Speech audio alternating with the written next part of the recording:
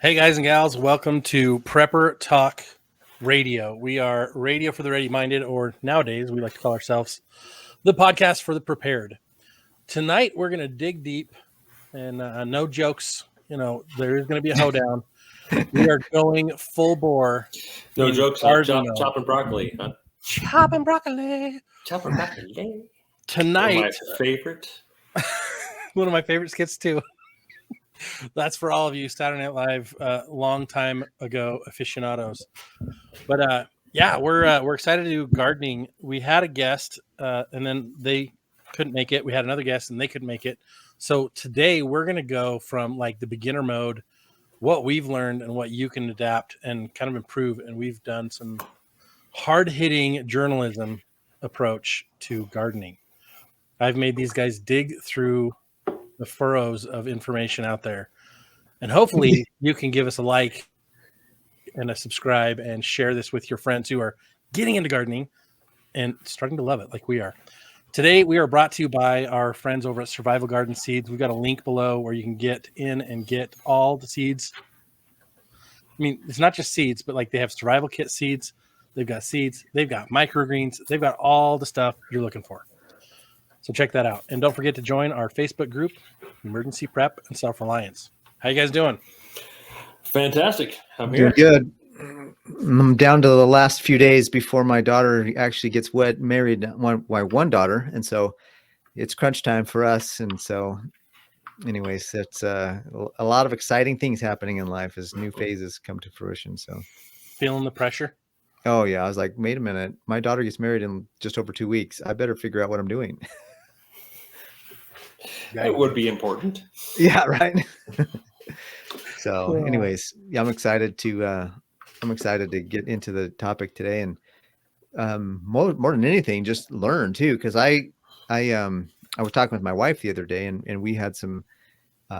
We're setting our goals and some of the things we're looking forward to, and I said I want to get a garden going. I want to get a greenhouse. I want to get whether it's raised bed or whether it's a greenhouse. I want to get something going and start growing and really make this thing work. So I'm excited. Last time I really dove into building a garden was in California. And I think the first year I killed more stuff than I grew. The second year I killed less stuff and it got progressively better. So hopefully I'll be able to start digging in here and getting something and growing some food that I can actually eat. Well, you kind of need to eat food there, Paris. So it'd be nice to grow food that you can actually eat. So yeah, I've been working on our garden areas, and I say garden areas for several years now. And so for me, where it starts, and it probably needs to start with everybody, in the location, like real estate, right?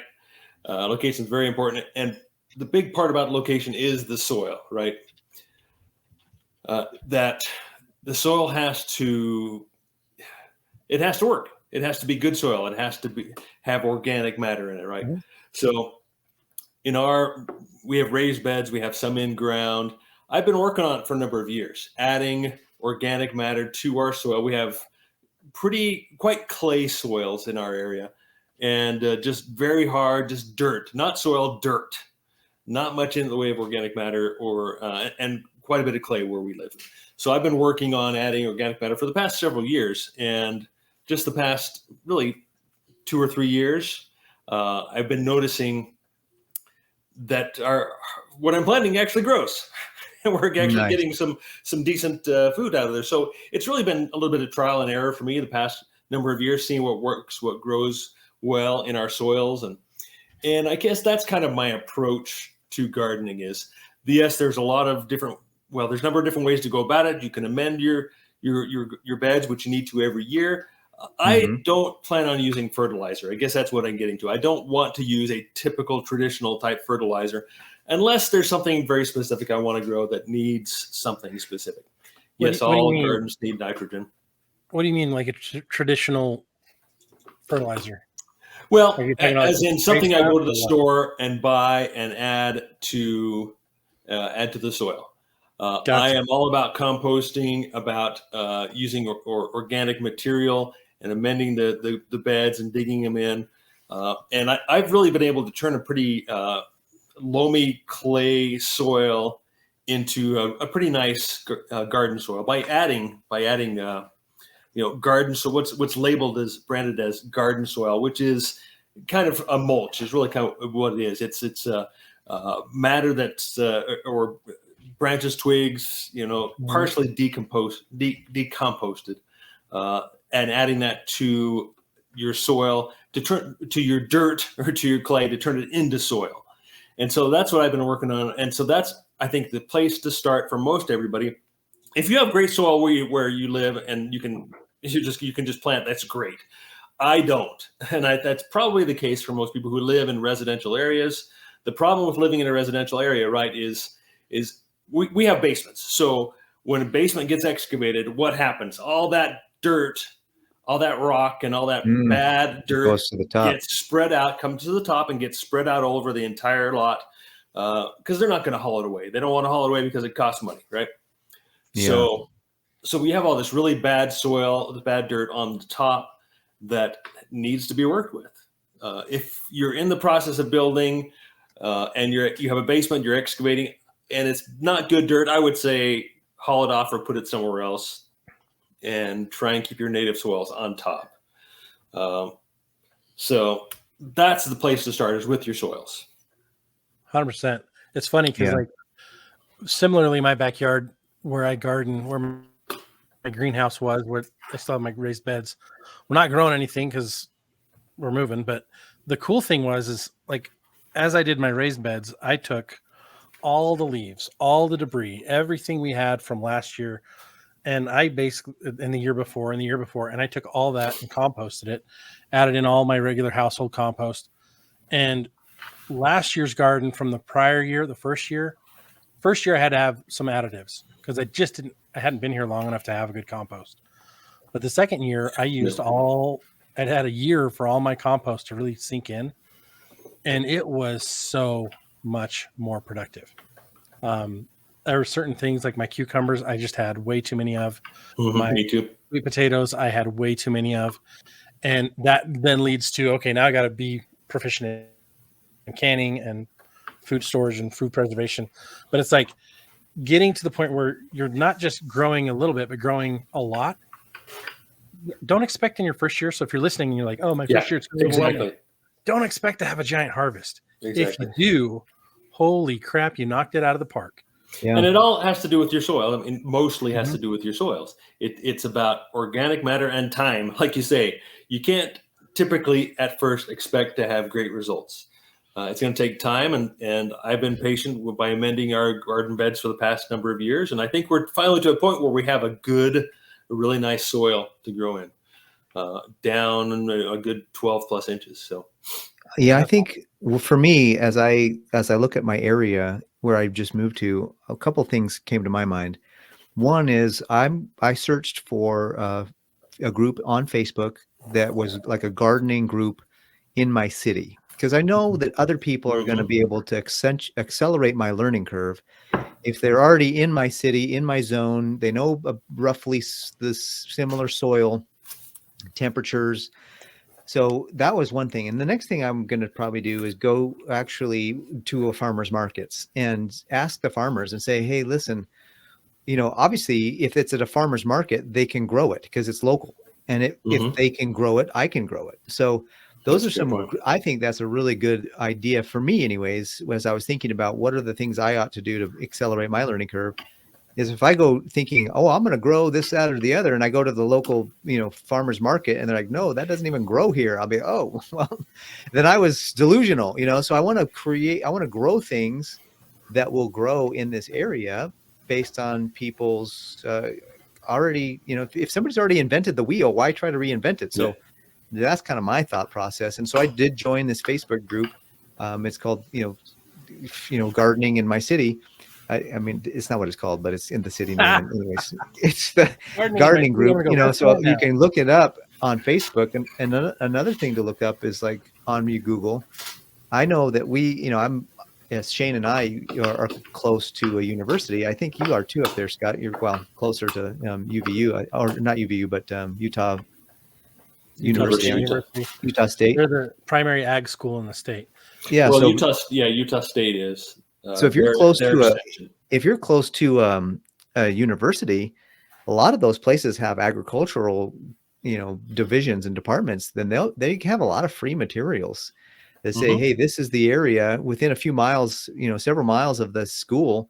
They're going to have the data for what's available to grow in that area. So if you're close to a school like that, I would say tap into those resources. So those are just a couple resources that I was thinking of as I was pondering about what I should do to build a garden and grow in my area. So Yeah, absolutely. The USU extension here in Utah has the best information. Period. That's my go-to source, and they really seem to make it easy. At least this extension office does, and that's like I say, that's my go-to place. Well, it goes back to also, like you said, soil. Soil is like number one. Number Mhm. two is understanding what grows in your zone. You started talking about that, Paris. Like, I can't just grow whatever I found. Like, when I lived in Florida, half that stuff won't grow in Utah. Yeah. Like, not even close to half that. Like, so you've got to find out what will grow in your area and what zone you're in for understanding moisture, cold, heat, like all the things that are going to affect you. My favorite place to go for that is if you just go to the USDA website and go to their plant hardiness zone map. And they also they've got some other maps too, but you can see, you'll hear as you get into gardening, you'll be like, oh, what zone are you in? Oh, I'm a 9A. That's horrible, right? Oh, I'm a 7B. That's a little better. Oh, I'm in a 3A. And you're like, oh my goodness, you can grow just about anything over there, right? Understanding with your local extension or using the USDA website, like finding out what you can grow in your area, what will tolerate the altitude, the heat or the cold, the growing season, how long it lasts. And that will help you really identify, okay, of the things that I like, what can I grow now? Because there's certain things you can't grow, you can't plant in the middle of summer. It's too hot. There's other things you plant at the beginning of the season and pull because it gets too hot for them to in the finishing cycle. But then you can start a second cycle and get two seasons on those products. But I think that's the next step in the process is, okay, I've got soil. Let's get it the way we want it. What am I going to plant? And start planning around that. Yeah, Mhm. there are hardy varieties. There's semi-hardy. There's tender. There's very tender. And I planted my peas the other day, Nice. which in Utah, March 15th is kind of what they say. I've planted it earlier. It really depends on how mild the winter is. Peas and lettuce and such are quite hardy in the cooler temperatures. They actually, in my experience, I get only get good peas when I plant early. And I'll try and sprout those indoors and then plant them after March 15th outside. And I'll get very good pea crop. And we love the peas, fresh peas right off the line are just fantastic. And then winter, I actually planted as a fall crop. I planted some lettuce back in October, which was definitely on the late side, but it's still growing. It survived the winter. It's kind of up against a wall where it gets a little more heat, and Cool. it's still growing this spring. So, and last year, I didn't plant any tomatoes, but I had left a bunch of tomatoes to go to seed and let those grow. And I had so many great cherry tomatoes that I didn't know what to do with them. Well, the wife, she eats them all. She loves them. Wait, But so you just those are let the them, tastiest. Yeah. you just let them seed, and this Yeah, year you're just full of tomatoes. Yeah, it was just kind of an experiment. I just let it go to seed, let them fall to the ground, and see what happened the next year. And I got and same with my lettuce. I got so much. I couldn't deal with all the lettuce I got Yeah. just by letting Oh, it go to that's seed. cool. So it's probably not a good idea to let it go to seed, right?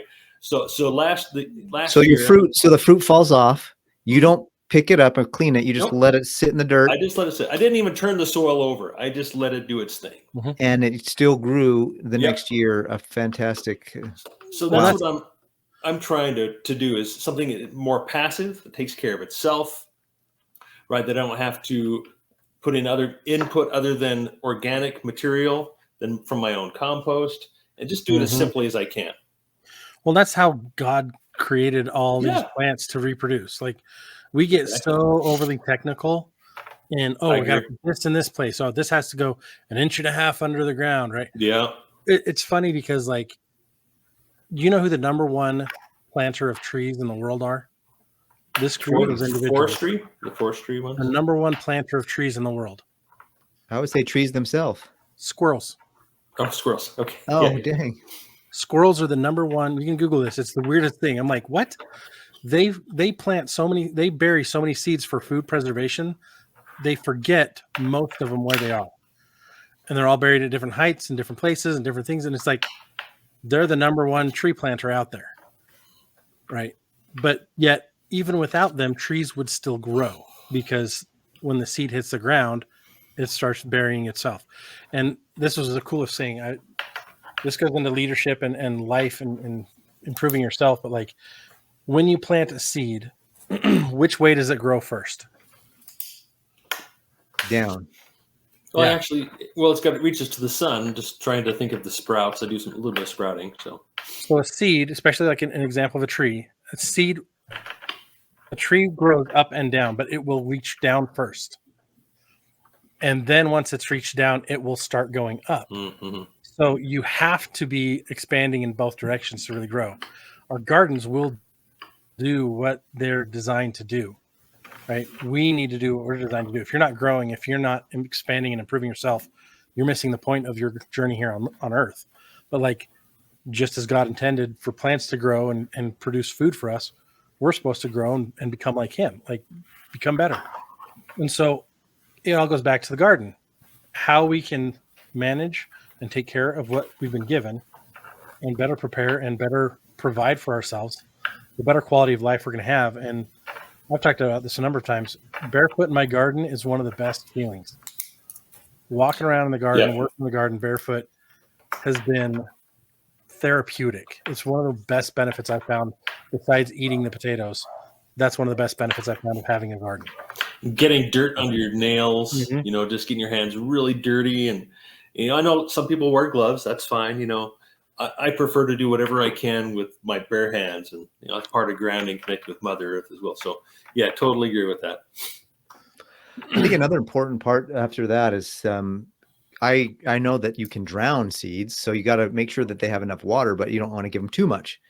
You want to make sure that they have just the right amount of water so that they don't get drowned. And I think that I did drowned my first year. That was one thing I did. When I set my sprinklers and my drip lines, I think they were way too aggressive, and several of the things got they drowned. Frankly, it's a kind of weird thing to think about a seed drowning, but it can. And so that's where these misters and spray drip lines get. It's not as profound a drip, but it at least gets the water going, and then the seed and the soil kind of work together, and they find a way. Like the roots will find the water, and it's amazing. It's it's quite miraculous, honestly. But they'll find the water. Just make sure that they have some. So that was something that's one thing that I know for sure. As I start to plant, I want to make sure that I have the right drip lines going, and I don't want to, overthink it too much. But at the same time, you got to make sure you're watering your garden on a regular, because you don't want to and certain plants require certain levels of water, right?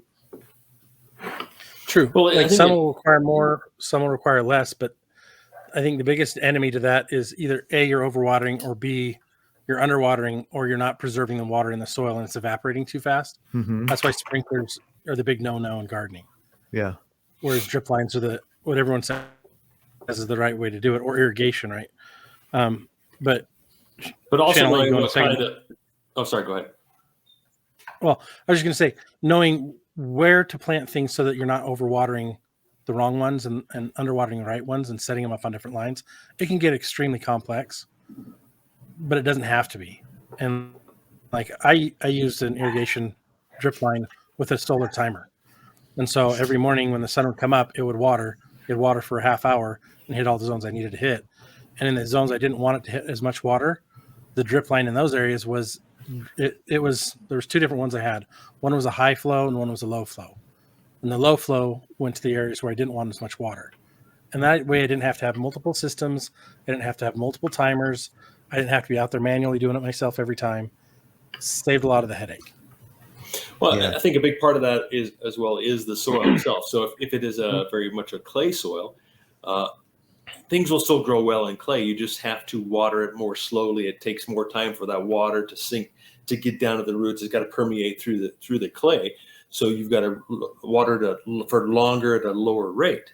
But if you have raised planter bed boxes and you're using planter bed soil, potting soil, and that has vermiculite and other additives in it, it's going to hold that water better, and it's going to drain better as well. So I think you're going to have better success with the raised planter bed rather than in the ground, because you're going to get you can put the soil in there you want, because typically if you're building it up, you're going to have to import soils. You have to import your dirt. And, that's what I did for my greenhouse. Brought in some planter bed soil, and use some drainage cloth and some gravel and such to create some drainage. But it really depends on what you're planting too. Like my raspberries have done very well in the clay soil, and I don't amend it. I'll put some mulch on top of it occasionally. But other than that, that's really the only thing it does well. My grass doesn't even grow well in our soil here. It's terrible. Yeah. And that's, I think, a good thing about raised beds is that you can create one raised bed for stuff that takes, somewhat this kind of water, and another raised bed that you're growing things that have that kind of water. I remember back when I was in California, my buddy brought me over to his house, and he showed me his he had like an herb garden with all the herbs in one planter, and then he had all of his carrots in another planter, and then he had another thing in another planter, and it was really organized really well. And I thought, you know what, that's the way I would want to do it if I was to when I would create my own garden. So I want to make sure that and then also, isn't it important, like, you guys probably know more about this than I do, but isn't it important because certain things, certain crops can't be grown close to each other because of pollination issues? Like, who can talk to that? Because I remember that was something that Buna told us when she was on the last time we talked about gardening. Yeah, I don't know exactly on that, but I think it has maybe more to do with fruit trees in particular. I need to do more research. Yeah, she talked about like companion planting. There are certain plants that do better around each other. Okay. And the other problem is there's certain plants that don't do as well because one will take, like if one plant needs all the nitrogen, they're going to take it and they're heavy on pulling nitrogen. There's another nitrogen needing plant near it. That one might starve. And others put nitrogen back in the soil. Yeah. It's kind of like the three sisters. So like that's exactly where I was going to go. One of the simplest ways to do it is three sisters. Paris, are you familiar with the three sisters? No, but I'm excited to learn. So the three sisters is an Indian technique. Well, I guess the best way to say it is a Native American technique. And it's basically the corn, the bean, and squash. Yes, squash. Yeah, yep. Corn, bean, and squash. That they do exceptionally well around each other because the bean will climb the stalk of the corn. And the way that they each add to and take from the soil benefits the other two. And the large leaf of the squash provides cover to keep moisture in the ground, and instead of the sun just baking the dirt, the leaf provides cover. So they all complement each other. And so what's funny is my brother-in-law does that in his backyard where he does his corn, and he does 3 rows of corn and then all the beans and squash around it. And then next to that, he has pumpkins. And then the pumpkins, I can't remember what he put next to that, but there's just a whole bunch of stuff where they had these big ground cover plants that protected the soil. And then he used, where he needed to, straw to cover soil for other things that couldn't have those companion plants. But like, we tried baskets, we tried buckets, we tried the canvas, the different types of garden bags to grow in. And honestly, what we found, the ground and raised beds were the 2 top performing methods for us. We tried, and this is the one that frustrated me the most. We tried potatoes in those garden bags, and it was horrible. Really? It got too hot in them too fast. They've got to stay cold. And so trying the different companion planting, but also finding out what works and sticking to the things that yield the most results with the least amount of work. Because the more work you have to put into it, the harder it's going to be, the more you're spending. It just becomes kind of a moot point in trying to do it. And, we always talk about food storage and storing what we're going to eat, right? So I'm only going to plant food that we are going to eat, unless it is, it is beneficial to something else I'm growing, right? So I've been learning to, my wife loves tomatoes and cucumbers, so I've learned to grow those. This year, I'm actually going to learn to grow zucchini, because with zucchini, you can actually dry it in a dehydrator and grind it into flour, add it into your bread flour. And so you have zucchini bread more nutritious. It's not actually zucchini bread, but it is a zucchini flour. But I do love zucchini bread, absolutely. So you could make an actual zucchini bread, but actually dry it and grind it into actual flour. And from what I understand, you can barely tell the difference. But it helps. So you're not using so much flour. Takes the strain off of your flour storage or wheat storage. You're using something you're growing. It stretches your flour and adds more nutrients to it as well. So I'm going to give that a try this year. Grow some zucchini and then dehydrate it and grind it into flour and give that a try. That's going to be awesome. That's on my list. Awesome. That's cool. But yeah, I don't grow watermelons. I don't grow cantaloupe. Those types of things take up a lot of space. I don't have the space. Goes that onto the grass. I can't mow the grass unless I'm running over what do you need grass for? You can't eat grass. I know. I got dogs. Unfortunately, I got dogs. True. I gotta have a clean space for them, But out of the greenhouse, out of the property, I haven't decided what to plant yet. But I'm thinking I want to get a lemon tree going in there. Oh, I love that idea. I'm gonna do citrus in my next greenhouse. I'm also gonna do an avocado tree soon. Going back on the different types of gardening. So we talked about three sisters as a technique, but there's also like square foot gardening, which goes into like it's a type of, I don't know. I've seen most of them as a type of raised bed, but they block everything off in square foot. And there's maps and there's coaches online for this, but it's basically here's what you put in this square footage next to this square footage, how to like maximize that companion planting method and actually doubling or tripling your yield.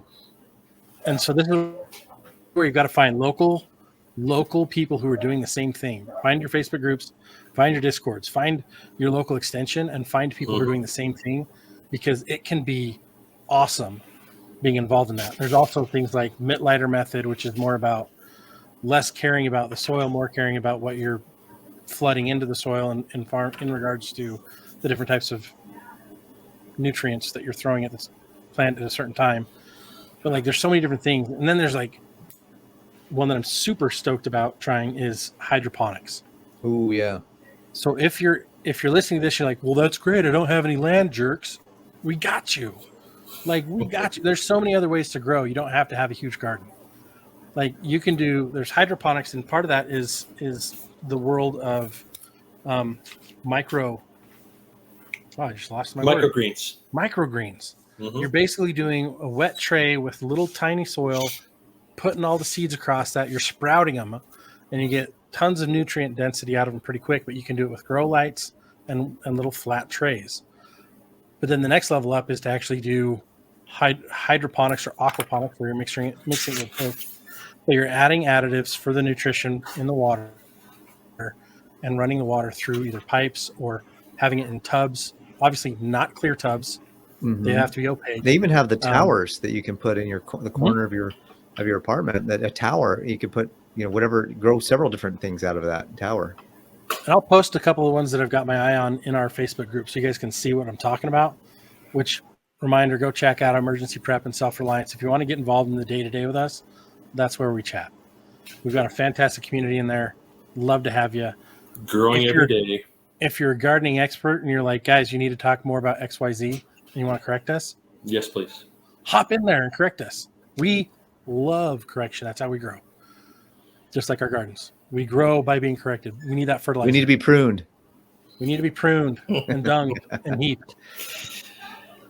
One of the things I was thinking is that if you're just starting out and you don't know what to grow, honestly, start with cucumbers and tomatoes. Like you can practically be in, you can grow, those grow whether you want them to or not, practically. Yeah. So that's a great thing to start with. And they pretty much grow in every zone that I know of. But then, that gives you a little bit of success and you're like, woohoo, I grew a tomato, and then you're like, okay, I can do some other more exotic, thing or whatever. And so that just was one thing I was thinking, to give yourself a quick success is to grow something that's super simple and easy. Like that was the one crop that I knew I could grow every year, and I would definitely have way more of it than I needed. And so I would, even the stuff that dies, there's still way too many tomatoes to eat them all. So that was one success story that I would always have and I don't know what it was, but I get cucumbers that were this long. And I feel like one of those guys at the fish, that my fish was this big anyways, and they were about that big around. And I was like, man, I need to stop growing these. I need to pick them earlier or something because they were way too big. For those listening to the podcast, Paris basically put his hands up, giving you about an 18-inch long, maybe a little less, 16 to 18-inch long, and about a 5-inch diameter on some of those. Yeah, just want to make sure. Yeah, 3 to 5-inch diameter. So, just for those who are listening and not watching. Yeah, I should have remembered that. Sorry, guys.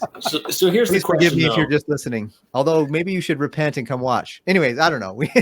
So here's the question though. So do you go to Home Depot or your local hardware store and buy the starts that are already started, already potted, or do you take it from a seed and sprout it yourself indoors and then move it outdoors? Or do you have a small greenhouse you do that in?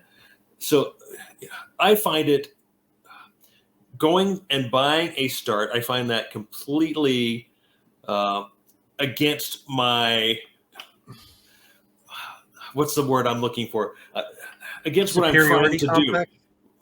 Well, yes, I definitely have superiority complex out. No, if I'm going and buying something that all I got to do is stick it in the ground, yes, that's the easy way to do it, right? Most of these plants are going to be hybrids. They're going to be maybe genetically modified, who knows? But they're not going to be traditionally heirloom type seeds. And I feel like that's a good way to start, though, just to kind of give yourself a little bit of, and that's what brought it up is that you say, to get some quick success, but you're going to be overplaying. Like, for all you video gamers out there, that's like the tutorial phase.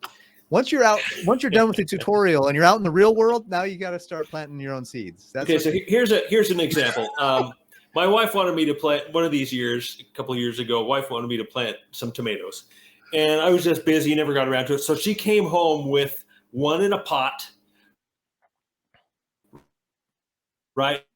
And it was probably already almost 24 inches tall, and it had some flowers on it. It was already blooming, but it cost like $18.99, right? I think we got 4 or 6 tomatoes off of that plant. The most expensive tomatoes I've ever paid for, right? Because I had to take care of fertilizer, water, whatever. I got 8. I got like 6 tomatoes, and some were small, some were decent. And so what I'm getting at is that if you start from a seed and you spread it in your home, and obviously you got to have maybe some lights, you got to have some trays and such to be able to sprout these in your home. It takes some time, and you got to have the right conditions, or have a greenhouse outside, and it can be a little difficult. But if you start from the seed, and then I think for me, I feel a lot more satisfied rather than going and buying everything. And then last year I harvested a bunch of seeds, and I planted those seeds from my cucumbers, from my tomatoes, from my peas. Nice. I planted everything that I harvested last year instead of buying more seeds. And to me, that is more fulfilling to me than just buying in things and sticking them in the ground, right? We're trying to be self-sufficient. We're trying to be self-reliant. And when it comes down to it, when we can't buy seeds anymore, whether it's restrictions, we'll know how to do it. And we can survive from year to year on the crops that we plant. We don't eat our seed corn, right? We plant the corn, we keep corn for the next year. And from what I understand and what I've learned, it's absolutely amazing is when you plant a crop in the ground and you harvest those seeds and plant it again, those genes, those seeds remember the soil from the previous year, and they do better that year, and they do better the next year. Wow. Because they remember, which is just, I can see that's exactly how God created it to work, and that's what I love about gardening, rather than just going and buying something that ensures success, which, like you say, Parrish, it's probably a good way to start to get the feel goods, right? Well, it's the tutorial phase. Once you've done the tutorial once, you skip it and you go straight to the. I disagree with both of you. I love you both. Of course you do, Scott. But I have to disagree because, and here's why. Like, if you're going to go the video game analogy, it's not the tutorial phase. That's like, okay, I can spend hours leveling up to get this piece of armor, right? All these quests, and I get all the, Mm-hmm. or I work a full-time job and I'm going to throw $5 down and buy the little expansion pack and get the armor I want and That's get true. ahead of the game, right? That's a good It's- analogy too. You have to look at it in like, what's best for my situation? Like in 5 years from now, you're probably going to be in the same seat as Shane and you're going to be going, I don't need that crap. I can do it all myself because you've done it, right? Well, But right and that's now, kind of the video game analogy too, is if Yeah. you just buy it, you didn't earn it, right? You didn't go through the whole process of earning that armor and earning those upgrades, right? I earned Got it. hundreds of hours playing the game. Not that I have any experience with this, but I know my kids do. Spend so much time earning these upgrades, and then they have so much experience and they're so good at this game, right? But if you just step in and just, you have your full-time job, you go buy it. I totally agree with that, Scott. I'm not disagreeing with you. But then you don't necessarily have the experience to where you jump in the game and you get slaughtered, right? But it's not. It's different though because it's a garden. Nature might be trying to kill you, but like, yeah, we know the CDC and all those other groups are trying to kill you. But the reality is that movie with Mark Wahlberg, right? If I spend the money and I go buy a start or a pack of starts, it's going to be cheaper earlier in the season than later. It's also going to give me more of an advantage earlier than later.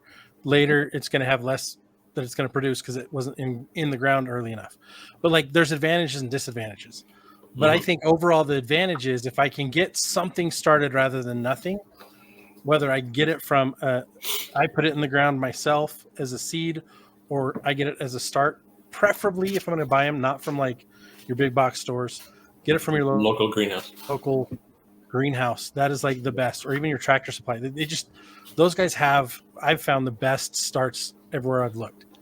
They also have starts specific to your area. Whereas if you go to the big box stores, they have weird jacked up seeds that don't belong in the zone that you're in every time. And that's probably, unfortunately, what your wife bought. And that's why I always steer everybody away from those. I wish Buna were still around. We love Buna Tomolina.